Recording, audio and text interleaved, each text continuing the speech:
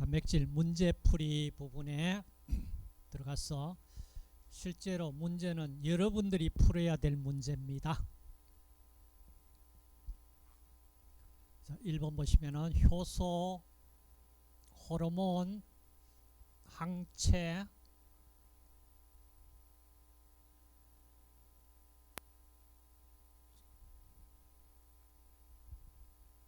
작동이 안 되나?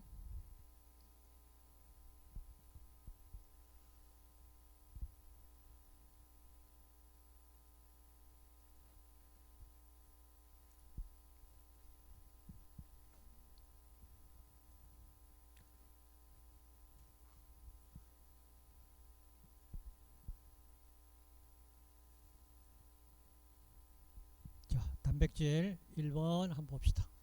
효소, 호르몬, 항체, 유전자를 구성하며 생체 내의 세포 생활 기능에 관여한 성분이 뭐냐? 단백질 얘기입니다. 단백질. 자, 단백질 설명 중 옳은 것은 다른 건 다 틀렸고 맞는 거 하나 3번입니다. 단백질 기본적으로 탄소, 수소, 산소, 질소, 황으로 구성된다. 황을 포함하고 있는 아미노산 종류 함황 아미노산이 존재합니다. 함황 아미노산 어떤 종류가 존재합니까? 자, 3번 함황 아미노산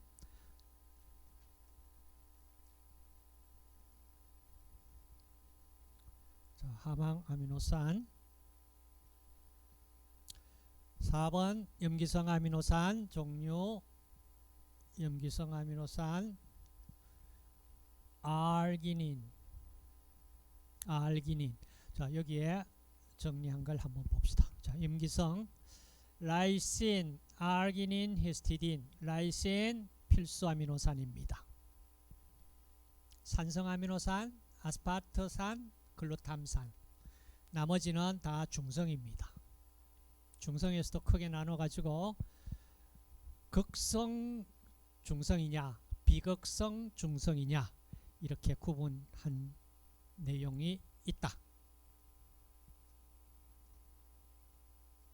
다음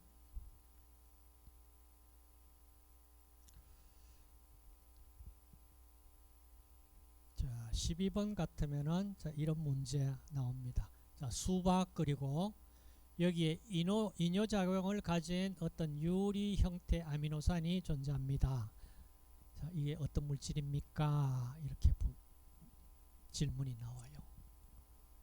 이게 시트루린. 자, 시트루린. 그 다음 단백질 16번 봅시다. 단백질 가수분해 시 일어나는 현상은 가수분해 단백질 가수분해 시켰다는 얘기는 펩타이드 결합이 NH2 아미노기와 카복실산을 원 위치가 된다는 얘기잖아. 그러니까 유리 아미노기 증가한다. 그러니까 NH2 그 다음 카복실산 펩타이드 결합에서 결국에서는 원위치 된다면은 이게 증가한다. 그 다음 아미노산 단백질 얘기할 때 총 질소량이 달걀 속에 단백질로 구성되어 있는 질소 성분만이 존재한다라고 가정을 하고 그게 총 질소량을 계산을 해보니까 6.4%이다 얘기입니다. 총 질소량이 6.4%인데 여기에 질소 개수를 곱하면은 이것이 지금 얘기하는 단백질 조단백질 양을 구할 수가 있다. 그 양이 얼마냐? 이제 그 얘기입니다. 질소계수. 자,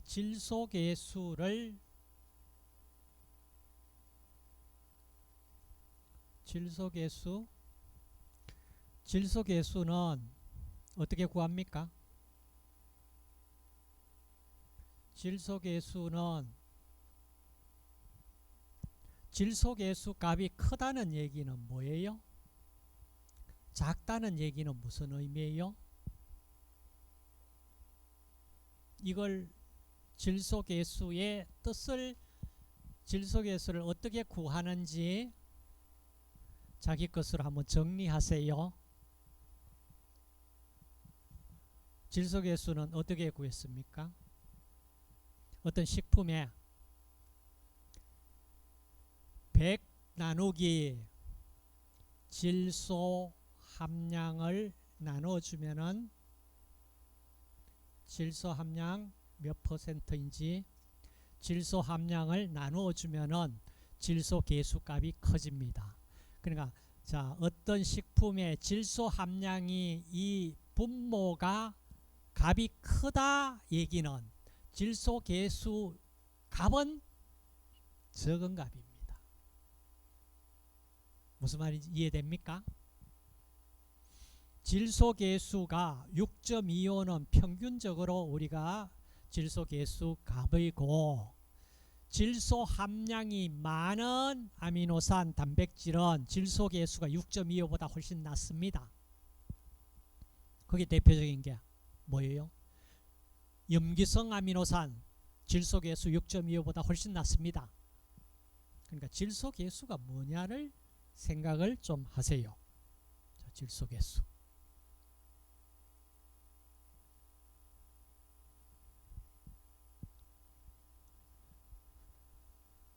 자, 18번. 쌀은 평균적으로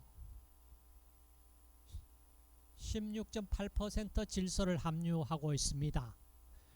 그럼 쌀의 질소 계수를 구하세요.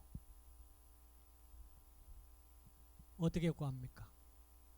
질소 계수는 100 나누기 질소 함량 16.80% 하면은 질소 계수가 얻어지겠죠. 얼마입니까? 5.95. 6.25 아니었죠. 자, 이 얘기는 질소 함량을 많이 가지고 있는 어떤 아미노산 종류가 많다, 아니면은 전체 분자량이 적은 데서 질소 함량이 상대적으로 많다. 자, 이런 경우에 나타납니다. 그 다음 20번이 물에 용해하는 단백질이 뭐냐? 물에 용해하는 단백질 알부민 뿐이죠. 그렇죠? 그 다음 생남백을 섭취했을 때 바이오틴 결핍을 일으킵니다. 이 어떤 단백질입니까? 자, 이거는 좀 기억하세요. 아비딘, 에비딘. 자, 그 다음 구상단백질에 속하는 것은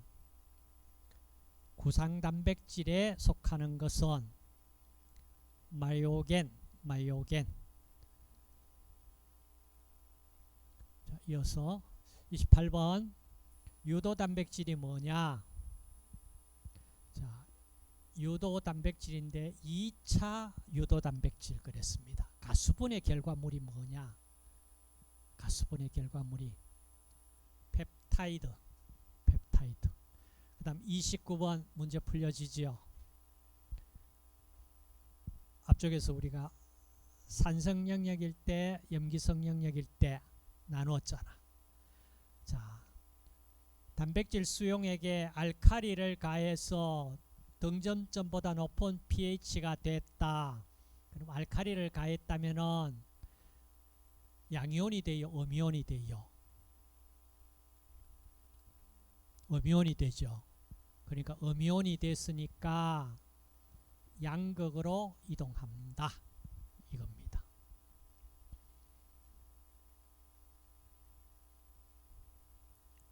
그 다음 나머지 부분, 자, 등전점 그러는 얘기가 자꾸 나옵니다. 자, 아미노산의 등전점. 다시 말해서 등전점이라는 건 양이온이나 음이온, 여러분들 이온성 물질이 되면요 물에 잘 녹습니다. 그러니까 이온성이 아니고 양이온, 음이온 같은 양이 되어버리면 중성 영역이잖아. 그렇죠? 중성 영역이 바로 지금 얘기해서 등전점이에요. 등전점이라는 얘기는 물에 잘 녹지 않습니다. 일단 용해도가 확 떨어져 버립니다. 그러니까 침전이 쉽게 됩니다. 자, 그래서 아미노산은 등전점에서 어떠한 전하를 띤 이온기를 가지고 있느냐. 다시 말해서 양전하, 음전하가 양이 똑같다 이 얘기입니다. 왜 양전하, 음전하 얘기? 카복실산의 수소이온이 NH2 아민기에 가서 결합돼서 NH3 플러스 그 다음에 카복실산 COO 마이너스 양이온, 음이온 전기적인 양이 동일해. 그게 바로 등전점이에요. 그러니까 양이온, 음이온 양이 같다는 얘기는 중화돼 버리면 중성이잖아.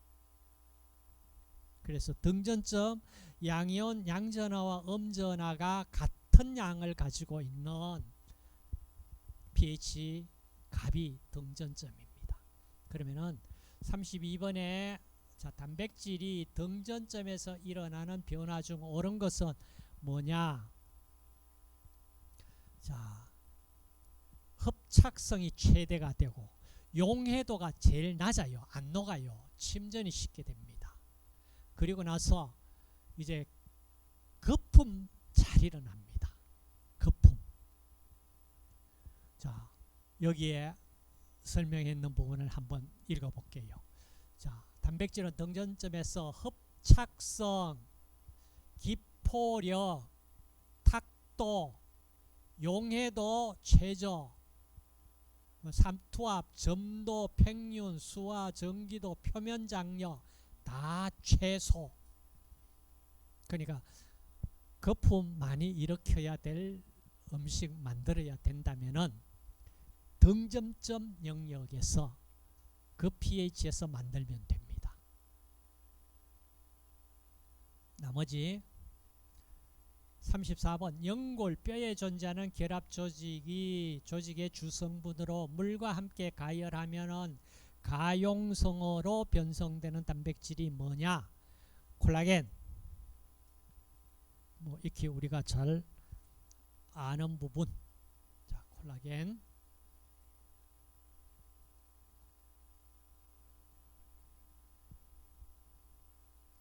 뭐 콜라겐. 그다음 단백질의 어떤 색깔 변화를 나타내는 정색 반응 나옵니다. 자, 여기에 나오는 반응이 뷰렛 반응,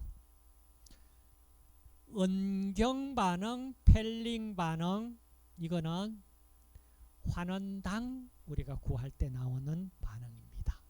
자, 이 부분을 한번 옆에 해설한 부분을 한번 보세요. 자, 뷰렛 반응, 닌히드린 반응, 말론 반응, 뭐 잔토프로테인 반응, 홉킨스 콜 반응. 자, 이런 것들이 지금 단백질 관련된 반응 얘기고요. 당 관련된 게 지금 뭐 모리스, 베네딕트, 펠링, 은거울 반응. 자, 이런 것들이 나옵니다. 그 다음 50번 한번 봅시다. 49번 닌히드린, 50번 아미노산 검출 방법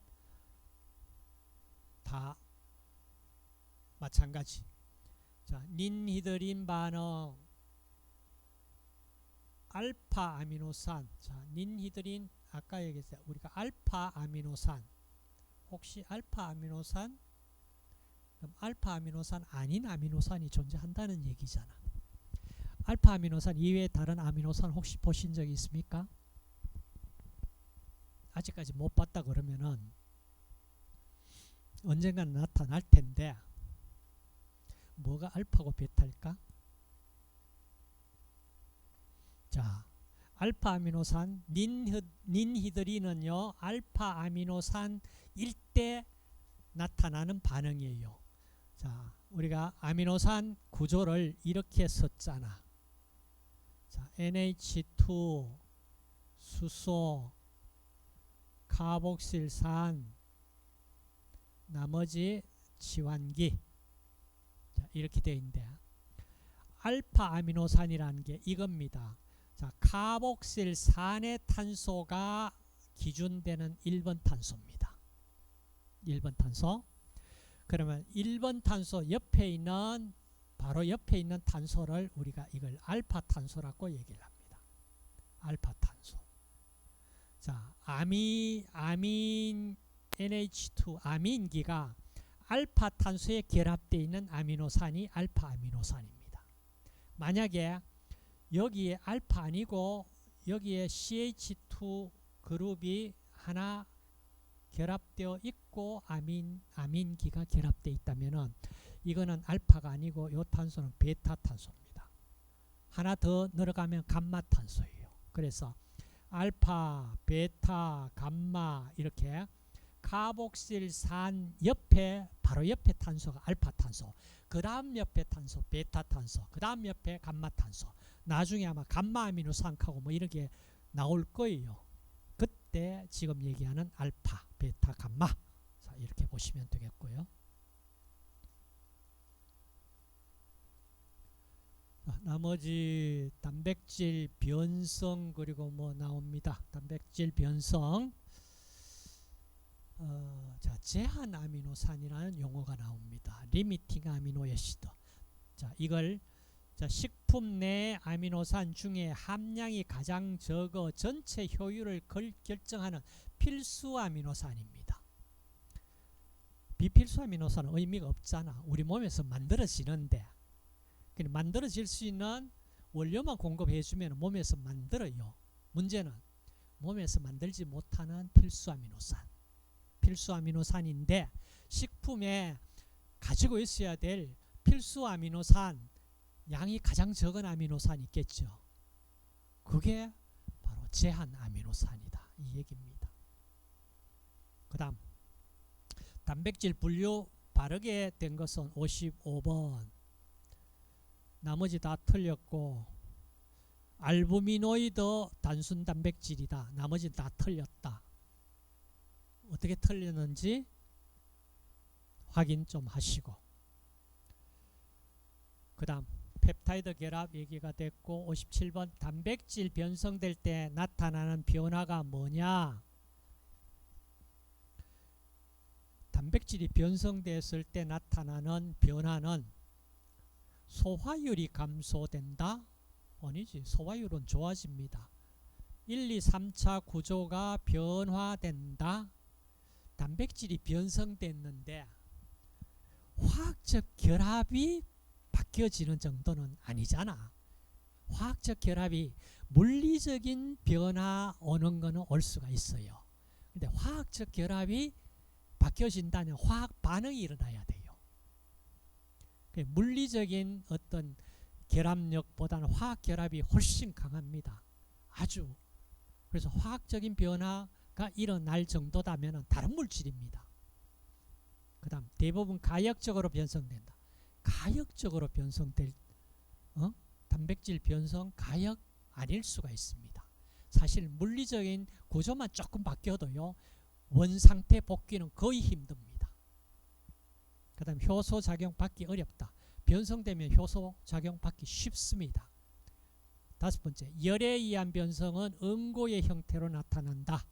이게 답이고 문제 읽어보니까 굉장히 난해하죠. 그러니까 읽어보면은 어렵지 않은데 이게 답을 맞추는 게 쉽지가 않다. 백그라운드 정말로 이렇게 좀 튼튼하게 갖춰지지 않으면은 정말 어려워요. 그 다음 58번 이 문제는 이게 탄수화물로 이동돼야 될 부분인데 여기 들어가 있어요. 잘못됐죠? 자, 그 다음 59, 60도 마찬가지 탄수화물 영역입니다. 넘기시고 그 다음 식품의 색, 컬러, 그 다음에 맛, 향. 자, 여기서 나온 부분 잠깐 한번 봅시다. 색깔이 나타난다. 색깔이 나타난다. 여러분 한번 잘 생각해 보세요. 우리 인간의 눈으로 볼 수 있는 색깔 어떤 색깔이냐? 색깔로 나타나지만 실제로는 빛에 의해서 나타납니다. 아시겠어요? 빛의 삼원색이 뭡니까? 자, 여기서 참 이걸 스탑하고 다시 색향미로 들어갈게요.